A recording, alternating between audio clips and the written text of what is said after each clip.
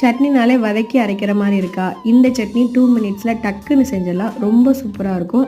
உடம்புக்கு ரொம்ப ஹெல்த்தியும் கூட. வாங்க எப்படி பண்ணலாங்கிறத பார்த்துடலாமா? அதுக்கு ஒரே ஒரு பெரிய சைஸ் வெங்காயம் எடுத்துக்கோங்க. ஒரே ஒரு தக்காளி, ஜீரகம் 1 ஸ்பூன் போட்டுக்கோங்க. ஒரு 7 பூண்டு, காஞ்ச மிளகாய் காரத்துக்கு ஏற்ற மாதிரி எடுத்துக்கோங்க. தேவைக்கேற்ப உப்பு போட்டு ரொம்ப ஃபைன் பேஸ்ட்டாக அரைக்க வேணாம். கொஞ்சம் கொரகொரப்பாக இருந்தால் போதும்.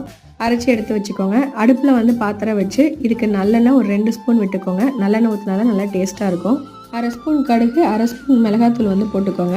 பெருங்காயம் கொஞ்சோன்னு போட்டுக்கோங்க. நம்ம அரைச்சி வச்சிருக்கிற இந்த சட்னி விழுதையும் சேர்த்து, இதுக்கு தண்ணி அதிகமாக சேர்க்கணும்னு தேவையில்லை. நான் அந்த அரைச்ச ஜாரில் கொஞ்சோன்னு மட்டும் தண்ணி ஊற்றி அதை மட்டும் சேர்த்துக்கிட்டேன்.